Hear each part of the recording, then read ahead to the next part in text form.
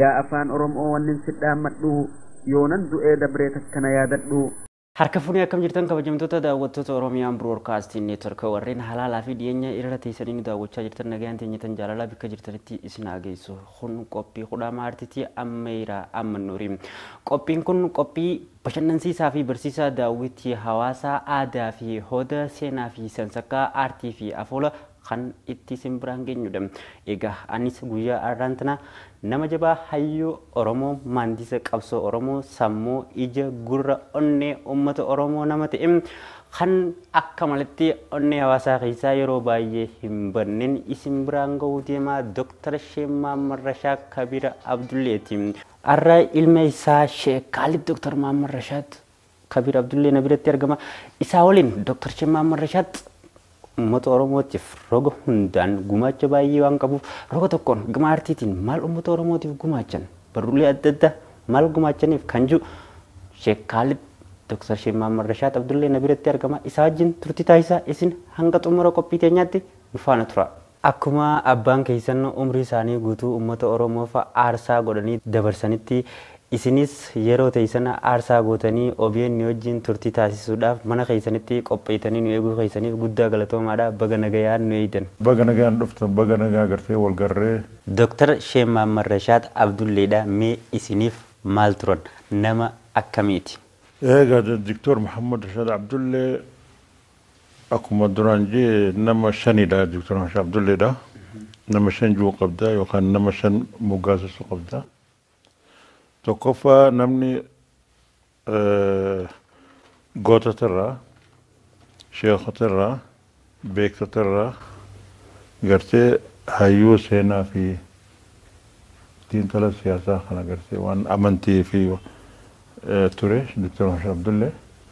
Dr. Sheemmaa Marrashaad abbaa isaa Kabir Abdullee Mumayyaa fi haadha isaa Faatumaa Shurraa Ahmadiirraa bara 1934 godina Harargee lixaa aanaa gubbaa qorichaa ganda laga Arbaa keessatti dhalatan. Dr. Sheemmaa Marrashaad Kabir Abdullee ijoollummaatti barnoota amantii, falaasama amantii fi seera lugaa afaan Arabaa sirriitti baratan. Abbaa irraa waan baratee jira, waan gartee waan diinirraa jalqabee ألف الرجل قوي هنگا إفبيه وقرتي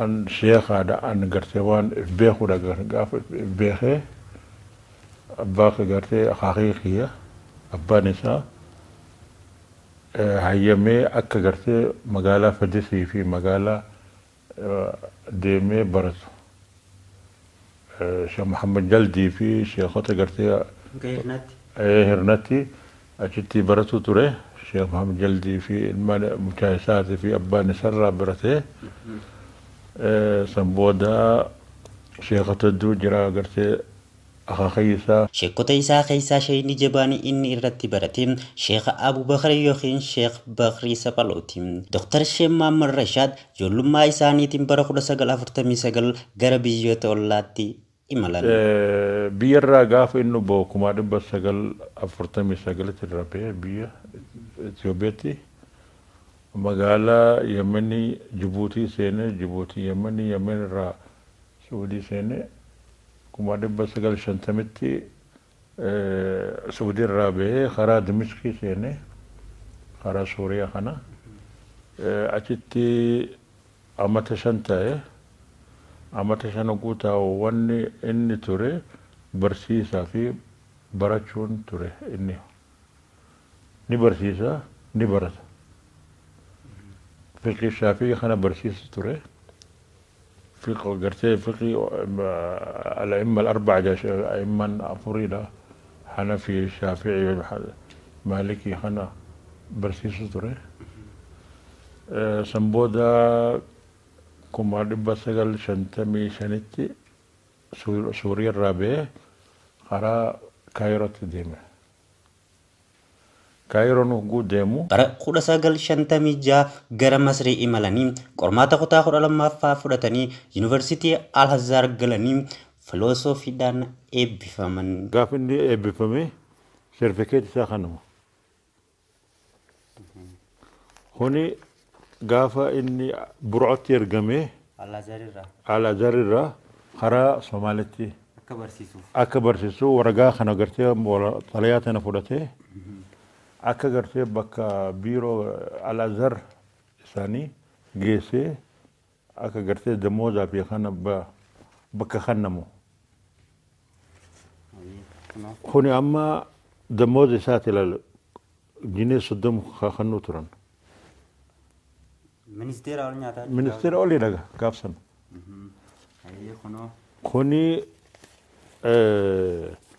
Kuni maali sarfikeetii inni tokkoffaa kaseena biyyi gartee Al-Azhar namni qara'u. Tokkoffaa. Yuunivarsiitii warri alagarraa dhufu alarraa dhufu. Warri Masrii miti alarraa dhufu isaa tokkoffaa seena. Namni xiqqaate dawlaa biyya gartee 50 gaasa 60. Namni achi baratu. Achi baratu. Tole amma gara naan si deebisa. Erga gaafas dhufe naannoo Somaalee barnootaaf Al-Azhar irraa barsiisuudhaaf ergame afaan Oromoo kana achi galchuudhaaf waa hedduu godhee hanga inni itti gaafatamaa dhaabbata reediyoo naannoo Somaalee hogguu dhaqee yeroodhaaf inni sun karaa biyya alaa qotee isaanis yeroo sanitti afaan hin beekanii sekireetarii ulaarra teessufaadhaan walitti deddeebi'anii walitti ka'aa turanii jira. Isma kana ayyama gaafachuudhaaf hogguu dhaquu deemu.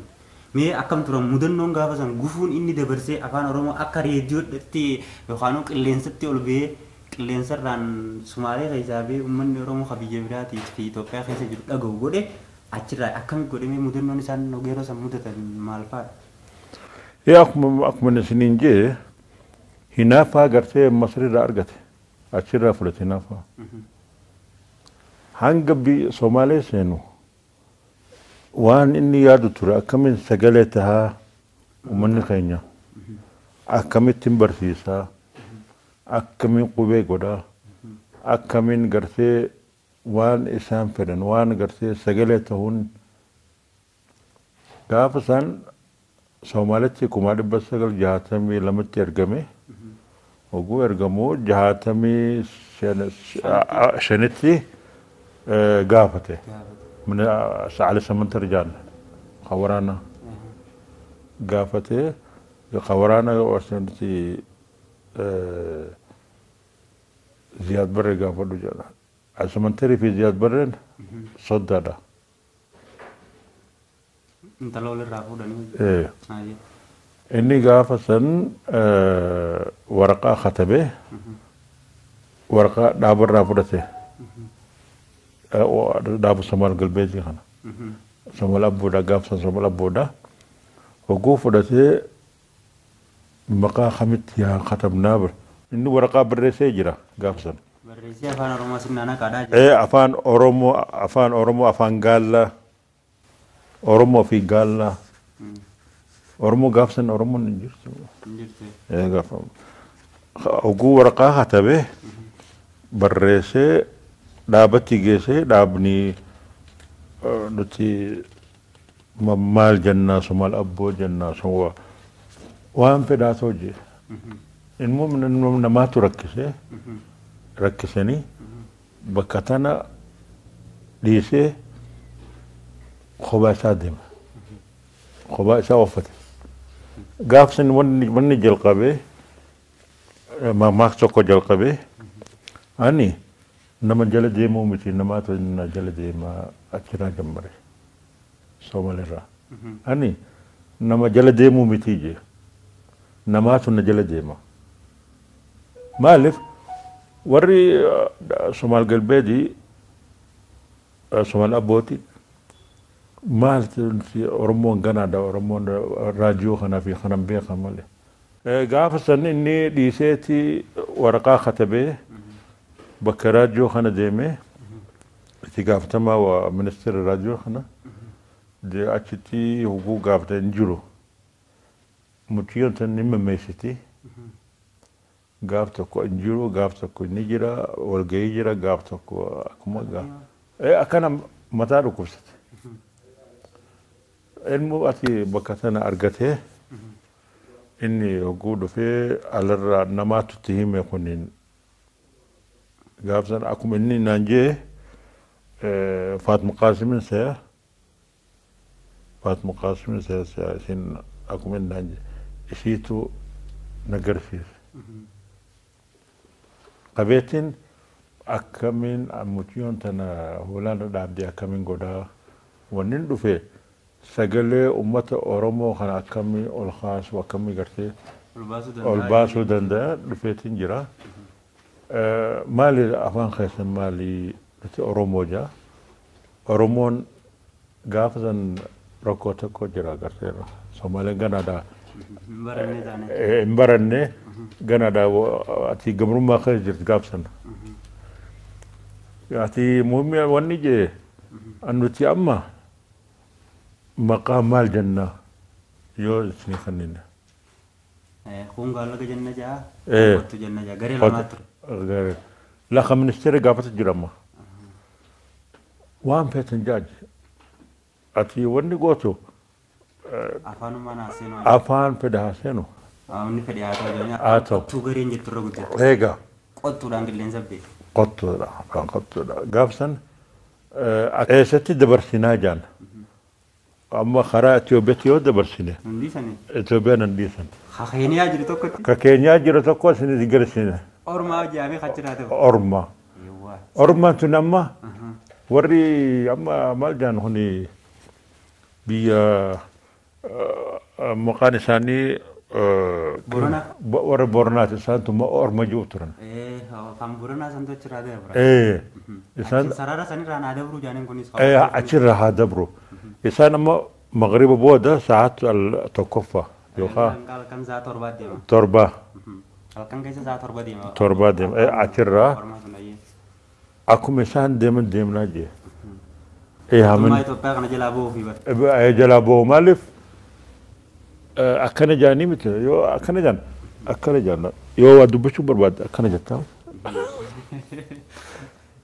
مميسو ما يساني تيساني كله سبوا يعني كده إيجا أكاس ترتي مي يرو سنتي أماس قبنا سدي بسا خطابة باي خان نتبرد سني خون حركت البود دي تكتافي وندجر إيه مي بكسن خنجل كاو بريسن ومال تري خلقا قرانا إسلاما يوانو خطابة منتي إسلاما خنا غوتو أفان رموتي خني جرو خنا ماليس خافي تيدمي سغلك جرو دي فديتين جرا إيه سندرومي جلقبا خم بريسني أكمتي بريسا تراني خم تفاتو بدي خم تفاتو أمة أورومو برجي خم فايسين برجرا جوابستي خرجنا زيون سيديك إيجا أما أكما سنينجي ما إني جلقبي ساقرتي وهي أقورا جو خنا ربي خني شرا خنا قرتي شرا دا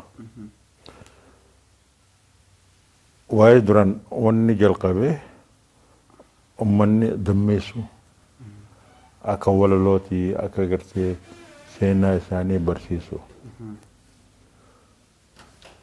ترباتمي جاتمي تربة جلقبه أنك ترباتمرة التفسير القرآن هيك قرآن قرتي أكا راديوتي دبر إني خطبه أفان لاتيني خنا قرتي إني بريسي دبر أكرا دبر إساتو بريسة إساتو دبر تفسير القرآن الرا هنگ قرتي أتي الزمن هدور رافرت رقا ديدم أوليدا قافصا تفسير خنا هيك قرآن خنا بريفمه رو راجل را دبر سوتره ومن خينيا قرتي ورا أسي جروحنا يدور رقمته دويستي دقفة سوترن دويستي دقفة سوترن قمتشون إنسان أما تفسير خنا أكو من الدران سنجي وان دكتور عبد الله قوت ترى قرأ أمنتي سينه تفسير هذا هيك قرآن خراب بكم سجرتي قوتنا خايو أيوة قرتو قوتنا قاف إني خايو 'ยลกะเวลมุอะทุมินนีอัมวอนนีจิโร kitaaban inni barreesse wanni maxxanfame kitaaba tokkootu maxxanfame. Kitaaba tokkootu maxxanfame kaati hiika quraanaa kana. Kaan amma ni jiran kitaaban amma kan maxxanfamne hedduu jira waan gartee kuni nama eessa jira. Hiikama kun waraqaan sinamma.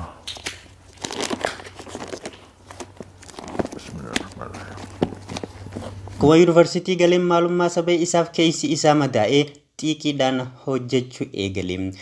Hogguu Alaazaritti hogguu qaroo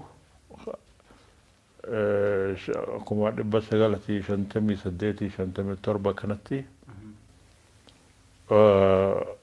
mana jira mana barnoota gartee mana tokkummaa barnoota jedhan warri gartee biyyoota adda addaatti mana qaban. Akka amma akka Itoophiyaatti mana qaban mana kuni warri Itoophiyaa hundi walgahanii waan gartee waan siyaasaa fi waan amantii fi achirraa baratan. Inni hogguu karaa waldayaa yookaan wanni ija waldayaa yookaan biiroo barnoota achitti deemee afaan Oromoo kana gaafachuu jalqabe ati afaan Oromoo kana nuti beenu jaan. Akkam jirtan? Alaayitanii. Eenyu jennu? Gaariidha. Saawwa Masana Abdulqaadir Zubairaa. Mee Dr. Muhammad Rashaad waliin haasa'aa.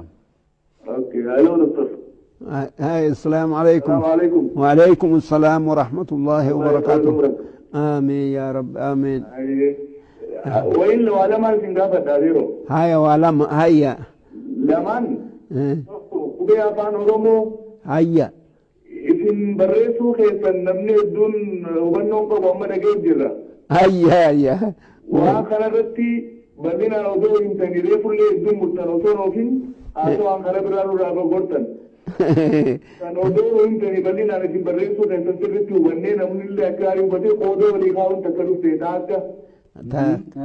Kalameessa amma maalirra jirtanii jireenyi kan maal fakkaata jireenyi biyyattii amma biyya ga'ee deebitan kana maal fakkaata wanti sirrii jirtan fayyaa keessan maal fakkaatti rabbi umrii dheertu isin yaafannu amiin amiin isin seenaa lubbuu qabduu Oromoodhaaf uummata Oromootiif seenaa lubbuu qabduu seenaan dabarte tabarrootemi seenaa dubbachuu dandeessu seenaa lubbuu qabduu Oromoodhaaf isin seenaadha seenaa hambaa guddoodhaa jiraadhaa umrii jiraadhaa umrii dheertu isin yaafannu rabbi fayyaa isin yaafannu galatoomaa jedhan.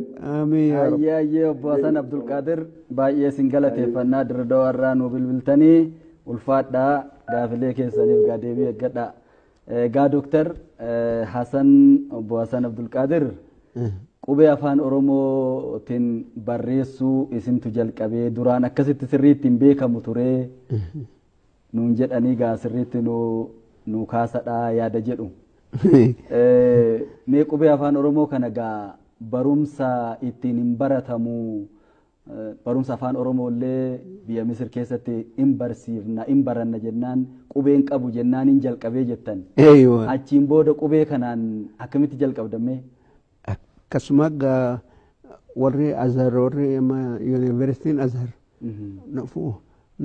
biyya Somaalitti si erginaa eegaati waan waxaniyyaadhaa kana hedduu waan biyyummaadhaa qabaatte nama akka keetii kana bakka nama keenya erginu nama akka keetii kana silaa erguu gaarii jedhanii na ergan achitti.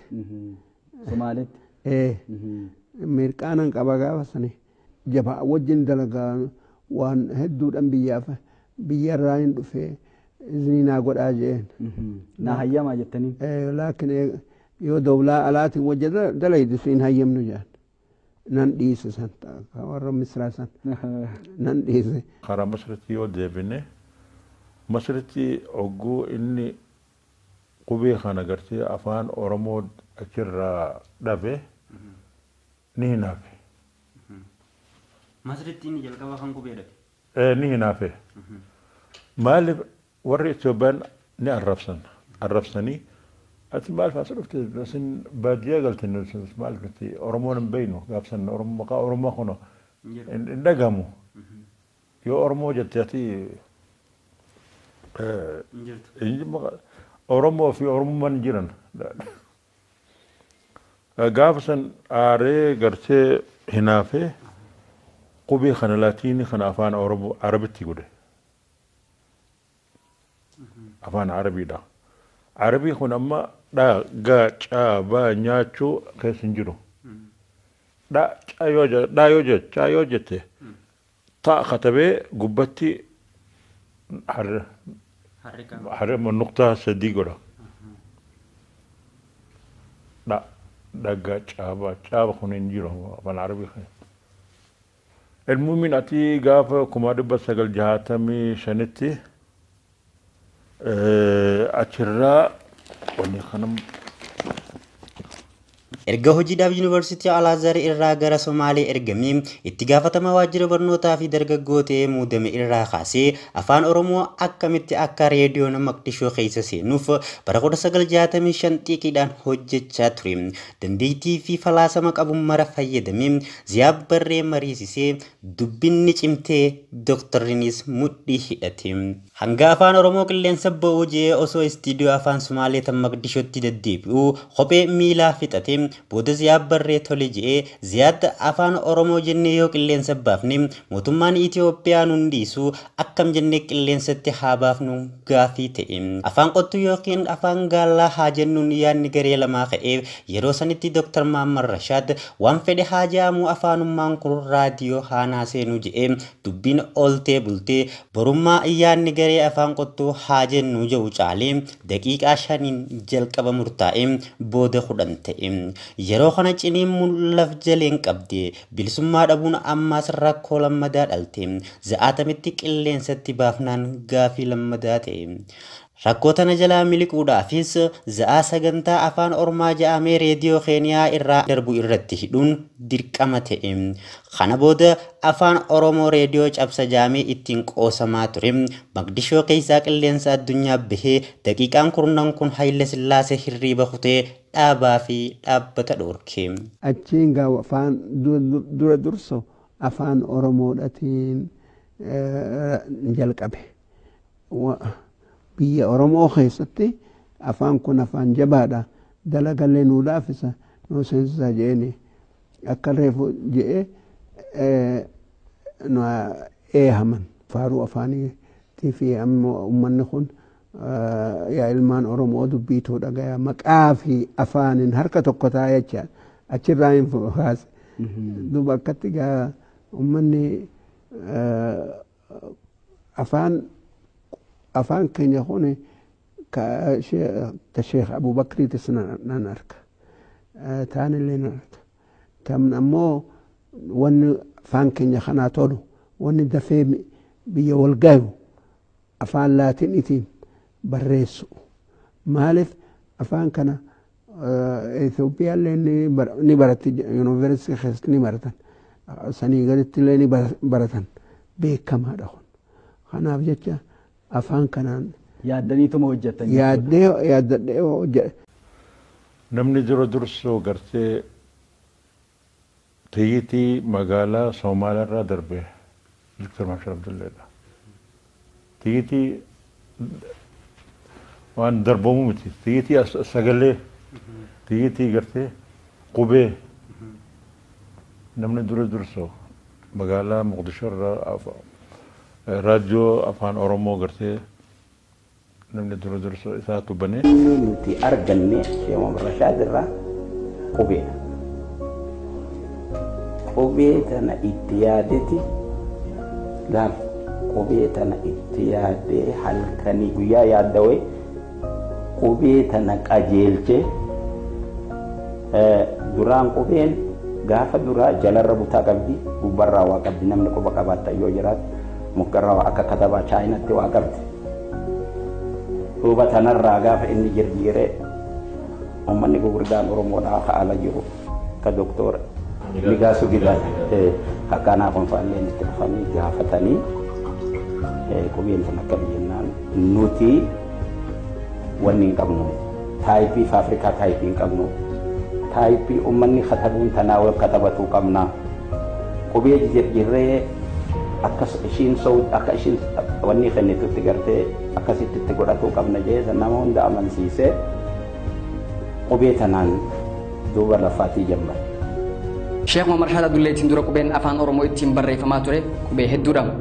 San keessaa qubeen afaan Oromootiif qophooytee lafa kaayamte qubee Sheekh Bakrii Saphaloo qofa. Sheekh Bakrii Saphaloo ifiifuu Sheekha Sheekh Muhammad Rashad Abdulleeti. Qubeen Sheekh Bakrii Saphaloo qubee isheenii harka isaaniitiin bocanii kaayan haa taatu malee qubee maashinaa fi kompiitara faatti hin idaamin turte. Qubeen tun guutuu biyyaatti tajaajila daddaffii akka kennuu hin dandeenyeef dura tilmaamanii shayni faan karoora mataa isaaniitiin qubee akka lafa kaayuu qaban murteessan. Qubee afaan Oromoo qubee jechoota hunda sagaleessitu ilaalanii qubee haala ammaa ittiin barreessaa jiru kana Sheekh Muhammad Rashad Abdullee faan lafa kaayan. Qorannoo yeroo dheertuu gaggeessaniin booda qubee haala amma ittiin barreessaa jiru tanaan tanuma ifii uuman tanaan kitaaba furaa afaan Oromoo joo qopheessan. Kitaabni furaa afaan Oromoo joo kuni kitaaba qubee haala amma ittiin barreessaa jiru kanaan yeroo duraatiif lafa kaayamedha. Kitaabni kuni jalqaba qubee haala amma ittiin barreessaa jiru lafa kaayame yoggaa ta'u waa'ee kitaaba kana laalchisuun shayni waan barreessan qaban. Nufi malee tanyee simbarannaa hunda qabeenya dhokotee wantoota gurguddaa oollee bullee siyaannaa seenaan deeggaramne Oromummaa keenyaan lafa dinnee boonne Oromummaa keenyaan lafa dinnee boonne qortee qara baastaa hayyoota oomishte yoo sin gargaaramnes dhoksaa hedduu baaste yoo sin gargaaramnes dhoksaa hedduu baaste. Sheekh Muhammad Rashad abbaa qubee qullii miti, abbaa seenaa qullii miti, abbaa qabsooti miidiyaafis nama duraati. Miidiyaa mana xiqqaatti itti haasawinu kana uummataafu carraa kana nuuf fiduudhaafu namni dura asirratti dhalaa'e Muhammad Rashad Abdulleeti. Namni asirratti dhalaa'e kanaaf Muhammad Rashad Abdullee akkuma reefu gurbaan isaa dubbatetti waa harkachuuf akkan ta'een aarsaa kafaluuf akka ta'e siimeetiin jira. Afaan kana keessa ba'ee arraa addunyaa wal ga'ee kunoo anis ittiin dubbachaa jiru as ba'ee yeroo san Dr. Muhammad Rashad walaloo isaa keessatti dhaamsa tokko jedhee yaa afaan Oromoo yoon andu'ellee gaaf tokko na yaadadhu jedhee. Yaa afaan Oromoo yaa aduunuu baate dukkana addunyaa hunda nuu ibsite beekumsa duniyaadhaa mana nuu seensifte xiqqaa guddaa ormaa hunda waa barsiifte. Dhiira fi dhalaadhaan hunda gammachiifte heellee bareedduudhaan qalbii nu tolchite mirrinsuu wayituun dubbii nu galchite gayira raamaimaa kan akkaan nu tooyatte yaa afaan Oromoo ajaa'ibni kan kee lakkooysan hin dhumuu akka namuu arke yaa afaan Oromoo wannin sidhaammadhu yoonan du'ee dabree takkana yaadadhu yaa afaan Oromoo wannin sidhaammadhu yoonin du'ee dabree takkana yaadadhu. Egaa kabajamtoota daawwattoota Oromiyaan Broadcasting Network qophii kudhaama aartiitiin har'aaf qopheeffannee kan isinii dhiyeessinee seenaa Dr. Sheekh Muhammad Rashad Kabir Abdullee ilma isaanii Sheekh Khalid wajjin turtii taasifnee kan isinii dhiyeessinee kan hanga ammaatti daawwattan kanaadha. Seenaan Dr. Muhammad Rashad Abdullee waan guyyaa har'aatti haasa'amee dhumuu miti. Bal'ina isii gaafa biraa qabannee isinii dhufna. Torban gaarii isiniin jecha hanga torbaanitti turtii gaarii. Dhala'aa fi dhiiran walitti jaalattanii baraa nam tokkolleen isin duran bayuu dhiirummaa keessaniin namuu haa dhagayuu waan addunyaan gootu numa agartanii biyya teessan jaaraa bakkuma jirtanii. Yaa afaan Oromoo wannin sidhaammadhu yoonan du'ee dabree takkana yaadadhu.